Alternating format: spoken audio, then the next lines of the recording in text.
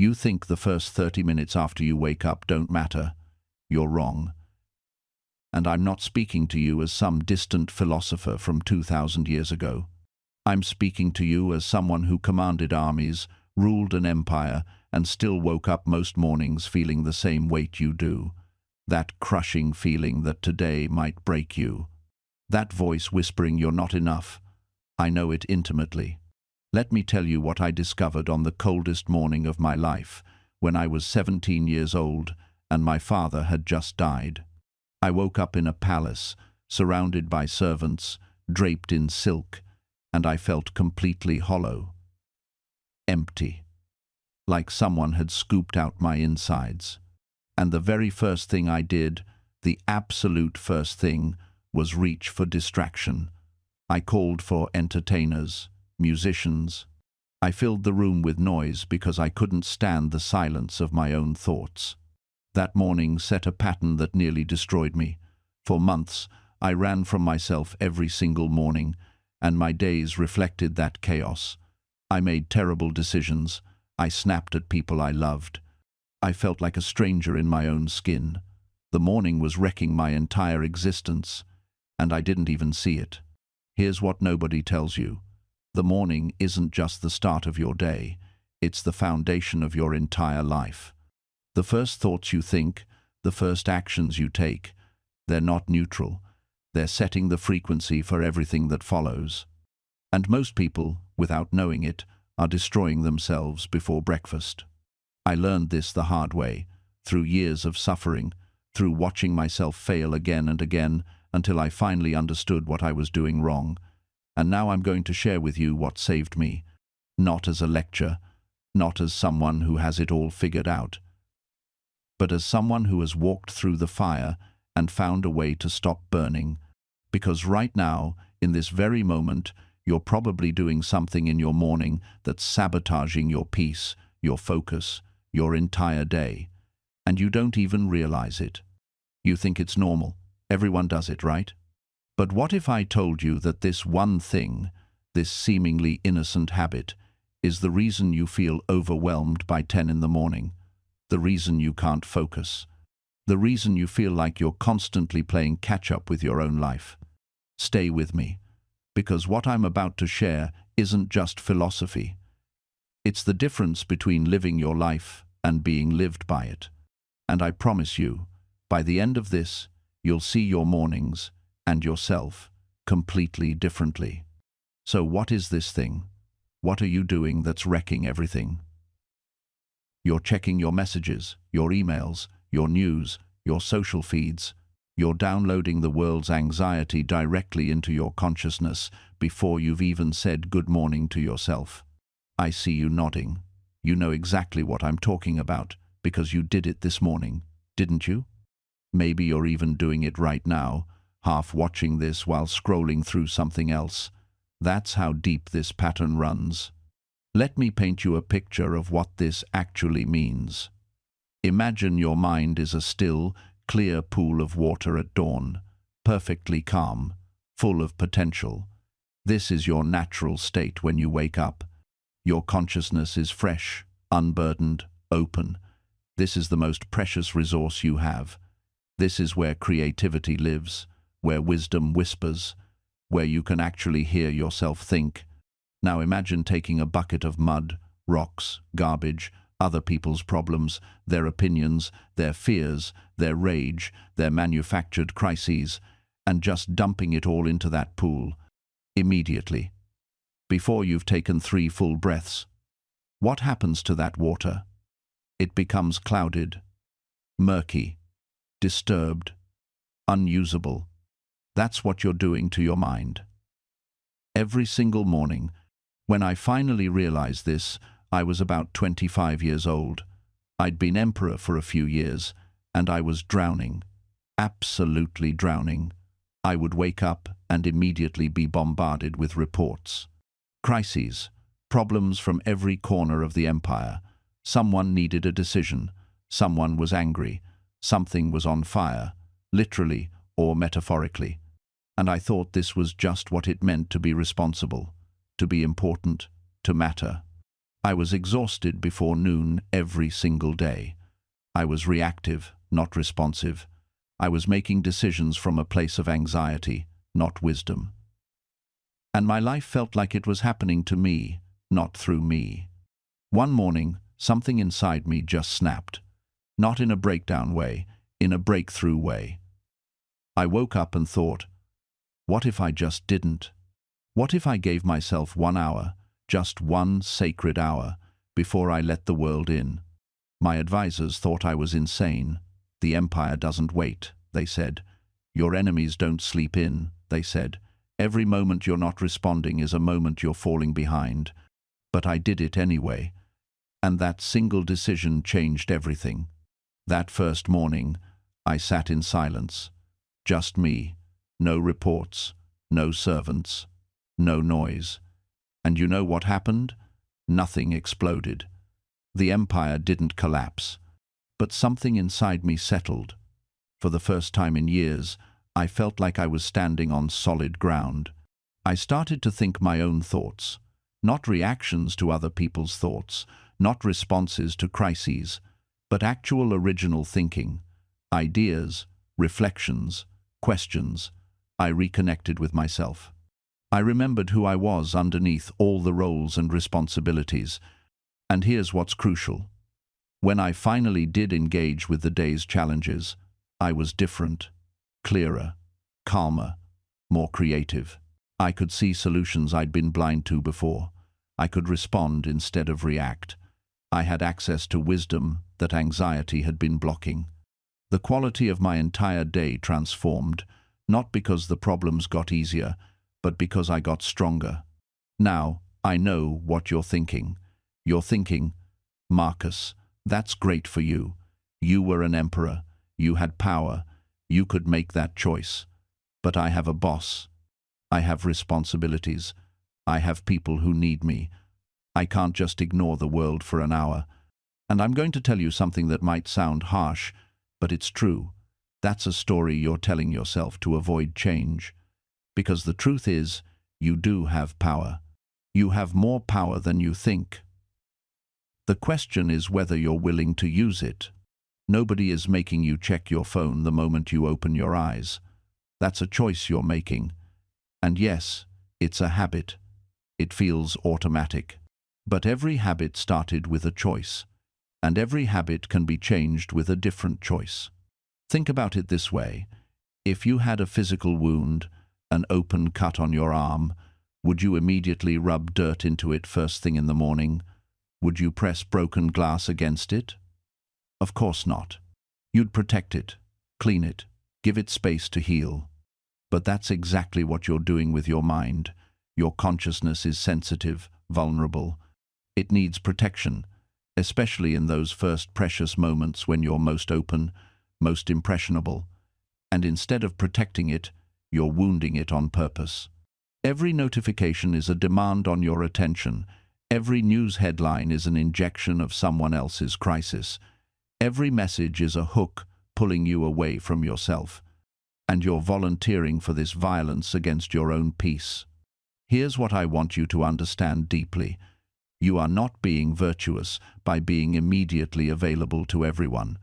You're not being responsible by drowning in information before breakfast. You're being reckless with yourself, with your energy, with your capacity to actually help anyone. Because here's the paradox. The more you protect your morning, the more you have to give the rest of the day. The more you guard your inner stillness, the more effective you become in the chaos. This isn't selfish. It's strategic. It's necessary. It's the difference between being a leaf blown by the wind and being a tree with deep roots. I learned this through bitter experience. There were mornings when I didn't protect my mind, when I let the chaos in immediately, and by afternoon I was making decisions I regretted. I was short with people I loved. I missed opportunities because my mind was so cluttered I couldn't see clearly. I was physically present, but mentally scattered into 1,000 pieces.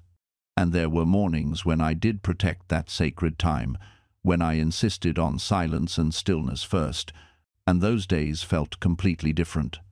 Challenges still came. Crises still emerged. But I met them from a place of centeredness. I had clarity, patience, wisdom. I was fully present because I'd given myself the gift of presence first. The difference wasn't in the external circumstances, it was entirely internal. And that's the secret. You can't control what happens, but you can absolutely control how you prepare yourself to meet what happens. Your morning is your training ground. It's where you build the strength, the clarity, the resilience you'll need for whatever the day brings. And if you're spending that training time filling your head with noise and chaos, you're showing up to life's challenges completely unprepared. Imagine a warrior who, before a battle, spends his time spinning in circles, listening to everyone's fears, letting his mind race with every terrible possibility. Now imagine a warrior who, before that same battle, takes time to center himself, to breathe, to remember his training, to connect with his purpose. Which warrior do you think performs better? You are that warrior. Every day is that battle, and your morning determines which version of yourself shows up. Now, let me be clear about something important. I'm not saying you should ignore your responsibilities. I'm not suggesting you become selfish or disconnected. I'm saying the exact opposite.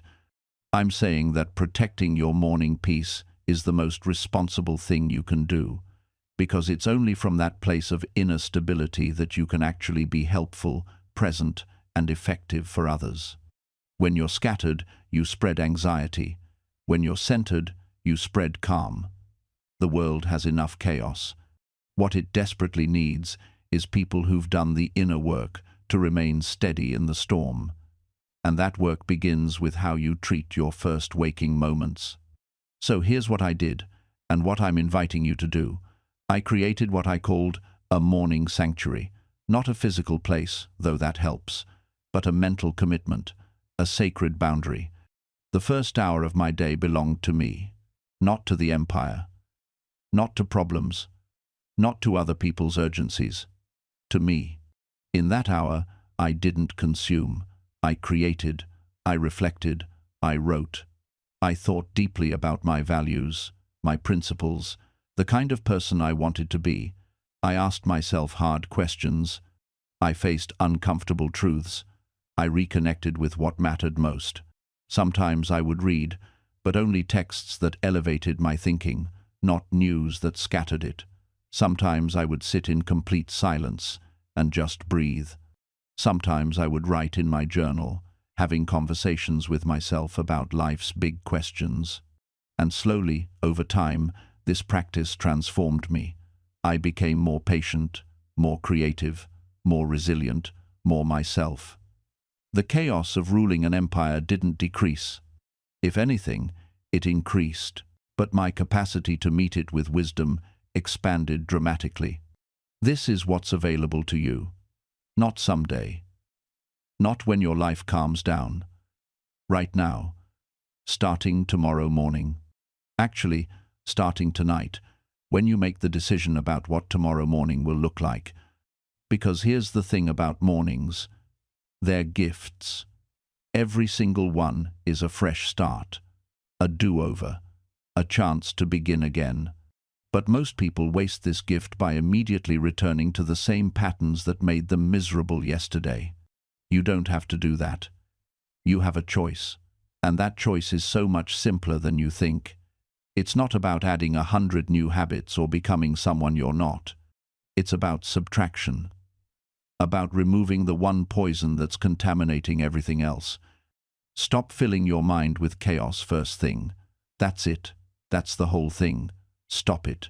Protect those first sacred moments like your life depends on it. Because in a very real way, it does. Your peace depends on it. Your clarity depends on it. Your effectiveness, your relationships, your joy, your ability to handle whatever life throws at you, all of it depends on this one simple choice. Will you give yourself space to breathe before you invite the world in? I made that choice 2,000 years ago, and it saved me. Not from challenges, not from pain or difficulty or the weight of responsibility, but from being destroyed by those things. It gave me the inner fortress I needed to remain myself, no matter what was happening around me. And now I'm passing that wisdom to you, not as a command, not as a guru with all the answers, but as someone who struggled with the same thing you're struggling with, someone who found a way through, someone who wants you to know that peace is possible, but only if you're willing to fight for it. And the first battle is won or lost in the morning, in those crucial first 30 minutes when you're deciding who's in control, you or everything else. So tomorrow morning, when you wake up and you're it reaches for that phone. When your mind starts listing all the reasons you can't do what you planned, pause. Just for 3 seconds. 3 seconds of awareness between stimulus and response. That pause is where your power lives. Because here's what I've learned. Discipline isn't about having superhuman willpower. It's about creating systems that make the right choice easier than the wrong one. It's about removing friction from what matters and adding friction to what doesn't. Want to read more? Put the book on your pillow before bed. Want to exercise? Sleep in your workout clothes. Want to stop scrolling? Charge your phone in another room. These sound almost embarrassingly simple, don't they? But that's the point. We're not looking for complicated. We're looking for what actually works when we're tired, when we're stressed, when our willpower is depleted. And let me be clear about something. This isn't about perfection. This is about direction. You're going to fail. Some mornings you will hit snooze. Some days you will break your own rules. I still do. The difference is what happens next. Most people fail once and use it as evidence that they can't do it, that they're not disciplined enough, that they should just give up and accept being mediocre. They take one missed morning and turn it into a missed week, then a missed month. But the disciplined person, they fail and they course correct immediately. No drama, no guilt spiral, just, okay, that happened, what's my next move? They understand that discipline isn't measured by your perfect days. It's measured by how quickly you return to the path after you stumble off it. This is crucial. Your relationship with failure will determine everything, because you will fail. The question is, will you use failure as an excuse to quit, or as information to adjust? Think of it like this. If you're driving from New York to Los Angeles and you miss your exit, you don't turn around and go back home. You take the next exit. You recalibrate. You keep moving west. Every single day is a new exit. Every morning is another chance to head in the right direction. And here's what most people miss about direction. It's not about where you were yesterday. It's about the choice you make right now, in this moment.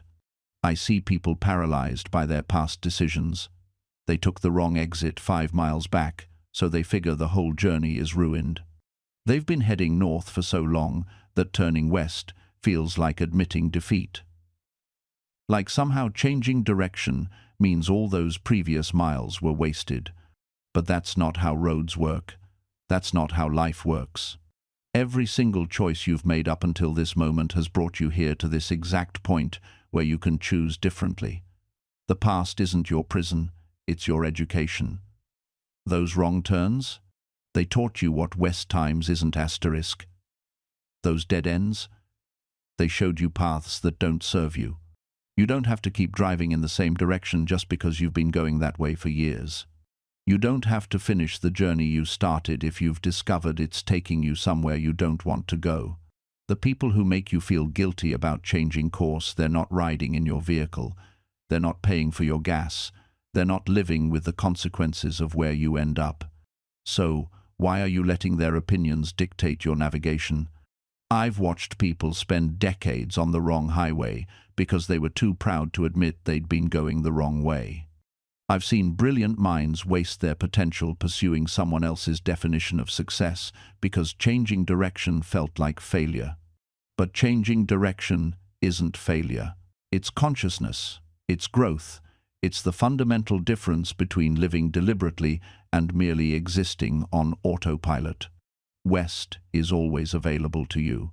Not next year, not when circumstances are perfect, not when you've earned enough credentials or saved enough money or gotten enough approval. Asterisk, right now. Asterisk, this moment, this breath, this heartbeat. The next exit is coming whether you take it or not. The sun will keep setting in the west whether you drive toward it or away from it. The only real question is, what choice will you make when the moment arrives? Because here's what I've learned through decades of watching people navigate these moments. The highway metaphor extends deeper than we first imagine. You see those brake lights flickering red in the distance?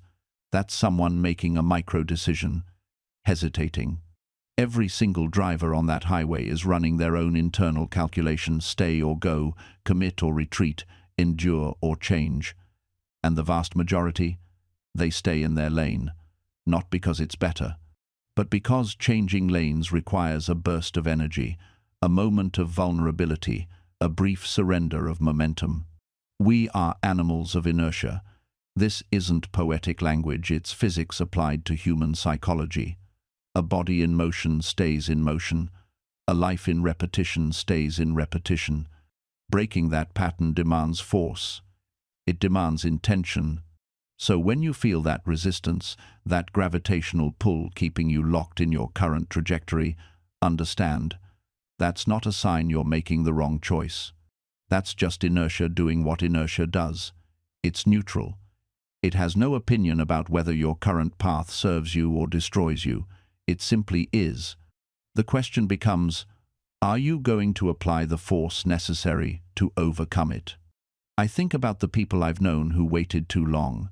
The artist who kept the corporate job just one more year until one more year became 15. The relationship that should have ended in season 2 but limped along until season 8. Both people playing characters they no longer recognized. The entrepreneur who talked about their idea at every dinner party but never filed the LLC, never built the website, never made the first sale. These aren't failures. They're case studies in what happens when awareness doesn't translate into action. When the exit passes by, and you console yourself with the thought that maybe the next one will be better, more convenient, less scary. But here's the uncomfortable truth. The next exit is rarely easier. If anything, it gets harder. Because now, you're not just carrying the weight of staying, you're carrying the weight of having stayed the last time. The regret compounds. The what if grows louder. And here's the brutal truth that no one wants to admit. Staying doesn't get easier with time. It gets harder. Every year that passes, you become more invested in the illusion, more tangled in the justifications. You start thinking, well, I've already given 5 years to this. I can't walk away now. As if time invested is a reason to invest more time. As if throwing good years after bad somehow redeems the years already lost. It's the sunk cost fallacy playing out in real time, with your one precious life as the currency. And the person who benefits from your hesitation? It's never you. It's the job that keeps extracting your energy without giving back. It's the relationship that takes your devotion without reciprocating. It's the habit that promises relief but delivers only temporary numbness. You're not being loyal. You're being used. Think about the people you admire most, the ones whose lives actually inspire you. Did they get there by staying in situations that drained them? By honoring commitments that dishonored their potential? By being so reasonable, so understanding, so endlessly patient that they forgot they were allowed to want more? No. They left. They walked away from good enough in search of extraordinary. They burned bridges that needed burning. They disappointed people who needed disappointing. And yes, they faced uncertainty. Yes, they felt fear. But they chose the fear of the unknown over the certainty of slow death. Because that's what staying too long really is. A slow death. Not of the body, but of the spirit. Of possibility. Of that part of you that still believes you're capable of more. I'm not saying every difficult situation should be abandoned. Some things are worth fighting for. Some commitments deserve honor. But you always know when you're fighting for something real versus when you're just fighting to avoid the discomfort of change. The wise person doesn't confuse loyalty with imprisonment. They understand that staying can be an act of courage, but so can leaving. And sometimes, often the braver choice is the one that everyone else will judge. Because they will judge, count on it. When you walk away from what no longer serves you, people who haven't found that courage themselves will have opinions. Strong ones. They'll call you selfish. They'll say you're running away. They'll remind you of every reason you should stay, conveniently forgetting that they're not the ones living your life, breathing your air, carrying your weight. I've learned to listen to criticism with an open mind, but to weigh it against one question. Is this person speaking from wisdom or from their own fear? Most advice comes wrapped in the advisor's unresolved issues. The friend who tells you to stick it out in a soul-crushing job often hates their own work, but lacks the courage to change. The family member insisting you preserve a toxic relationship usually has a history of choosing familiar misery over uncertain peace. This doesn't make them bad people. It makes them human. We all see the world through the lens of our own limitations until we don't. So when you're standing at that crossroads, seeking counsel, be selective. Seek wisdom from those who have done what you're trying to do. Ask the person who left and rebuilt.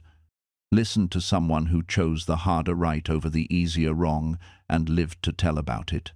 But ultimately, the truest counsel comes from within. There's a voice inside you, quiet, steady, persistent, that already knows. It doesn't shout. It doesn't argue.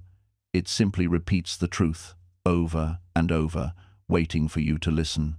You know when you're in the right place. You know when you're compromising something essential.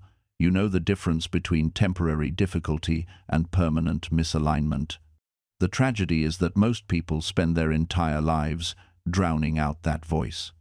They turn up the volume on everything else: busyness, distraction, other people's expectations, social media, streaming services, anything to avoid sitting in silence with what they know.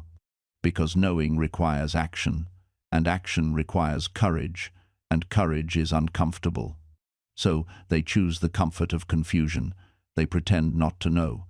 They say things like, "I'm not sure what to do," when they're absolutely certain but terrified to act on that certainty. And here's what's particularly insidious about this pattern. The more they practice confusion, the more natural it becomes. What starts as a conscious choice to avoid clarity becomes an unconscious habit. They've rehearsed uncertainty so many times that they no longer recognize it as a performance. I've watched this happen countless times. Someone comes to me and says, "I just can't figure out what I want." But when I listen carefully, really carefully, I hear them listing exactly what they want between their protests of not knowing. They describe their ideal day, their perfect relationship, their dream work, and then immediately dismiss it all with, "But I don't know, maybe that's not realistic." Reality isn't the problem. Their willingness to disappoint the people who expect them to remain small, that's the problem. Because here's what clarity actually demands. It demands you stop being who others need you to be and start being who you actually are. It demands you have uncomfortable conversations.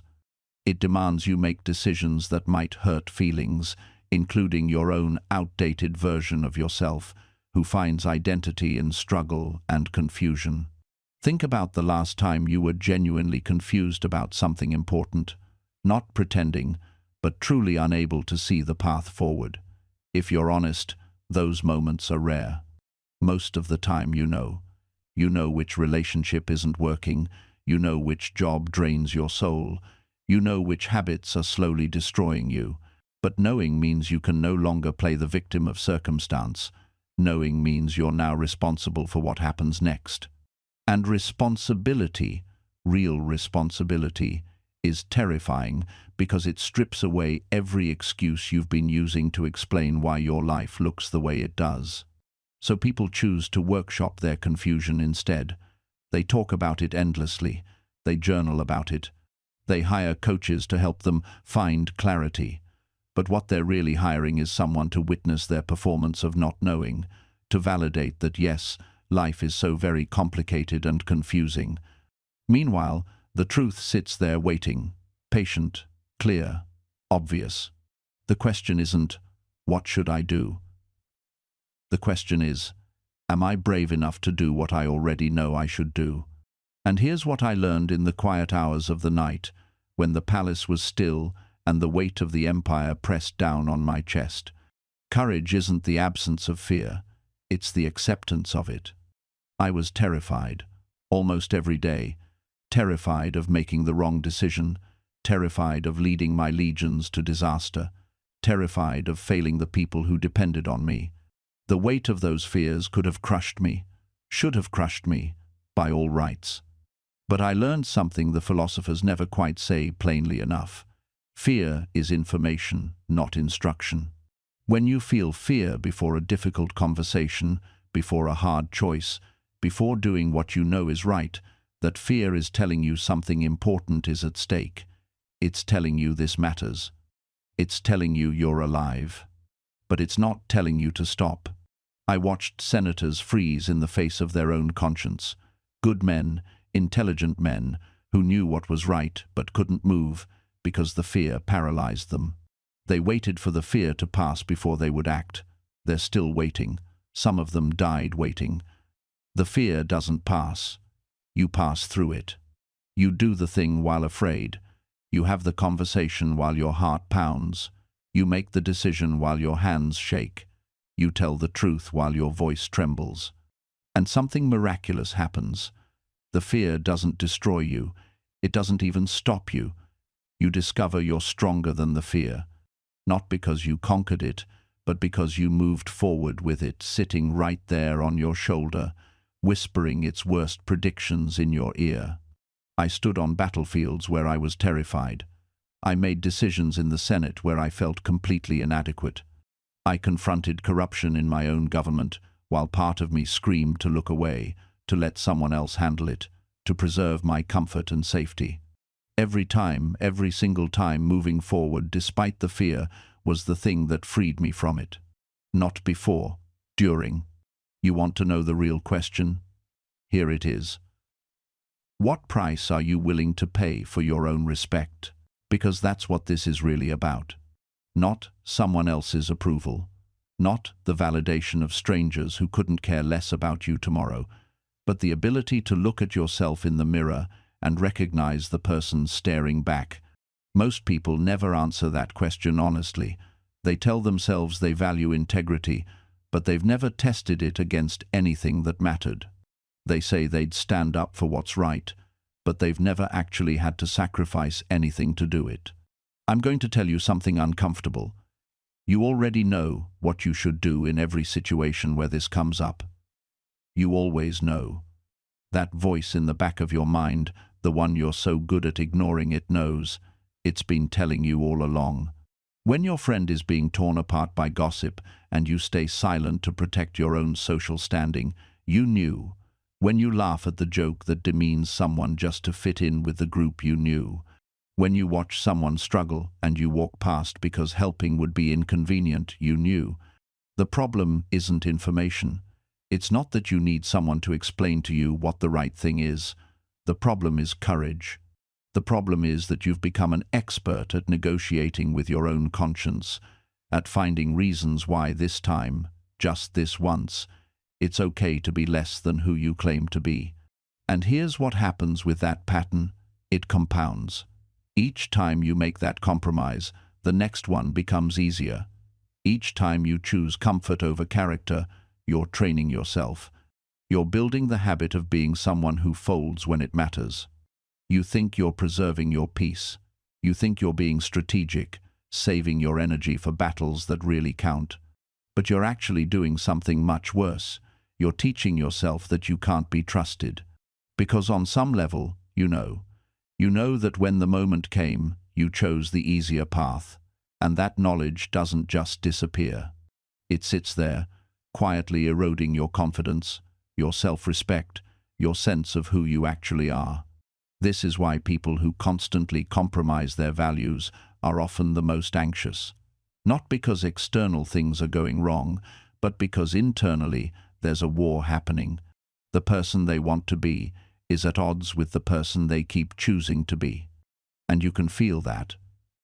Maybe not consciously, maybe not in words, but you feel it. And that's where the real damage is done.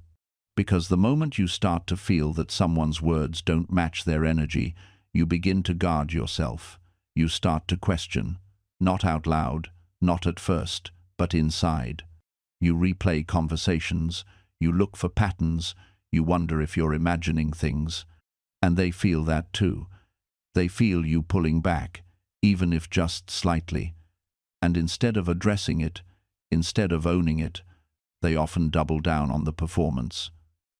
More words, more promises, more explanations. It becomes exhausting for both of you. I've seen this play out in friendships, in relationships, in workplaces. Someone keeps saying they care, they're invested, they're all in, but their actions tell a completely different story. They cancel plans last minute. They forget what you told them. They show up late, distracted, half present. And when you mention it, they get defensive. They say you're being unfair, that you don't understand how busy they are, how hard things have been. And maybe that's true. Maybe they are going through something, but that doesn't change the fact that their words and their actions are miles apart. Because here's the thing, you can't demand people feel your effort when you're not actually putting it in. You can't insist that your intentions count more than your impact. That's not how trust works. That's not how connection works. Trust isn't built on what you say you'll do. It's built on what you consistently do, over time, without needing credit for it. And when that consistency is missing, people feel it. They might not confront you. They might not even fully understand what they're feeling, but something shifts. The warmth cools. The ease hardens. The relationship becomes transactional instead of connective. And once that shift happens, it's incredibly hard to reverse. Because you can't talk your way back into someone's trust. You can't explain it into existence. You have to earn it back through action, through consistency, through proving, not promising, that things have changed. And most people aren't willing to do that. It's easier to get frustrated, to blame the other person for not believing them, for not giving them another chance. But belief isn't something you're owed. It's something you cultivate through reliability. And reliability doesn't begin with grand promises. It begins with the smallest commitments you make to yourself when no one else is watching. Because here's what most people miss. The way you treat yourself is a preview of how you'll treat others. If you can't keep a promise you made to yourself, why should anyone believe you'll keep one made to them? This is where the real work lives. Not in the apology, not in the explanation, not even in the intention. It lives in the quiet discipline of doing what you said you would do, even when it's inconvenient, even when no one would know if you didn't. I know someone who decided to rebuild trust with his wife after years of broken promises. Not infidelity, nothing dramatic, just 1,000 small disappointments.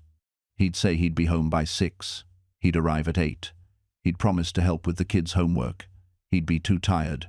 He'd commit to a date night. Something would always come up. The erosion was slow, like water wearing away stone, until one day she just stopped believing him, stopped planning around his promises, stopped hoping. When he finally realized what he'd lost, he wanted to fix it immediately. He bought flowers, wrote letters, made sweeping declarations, and she listened politely, but her eyes were empty, because she'd heard it all before. So he tried something different. He stopped making big promises. He started with the smallest possible commitment. I'll text you when I leave work. That's it.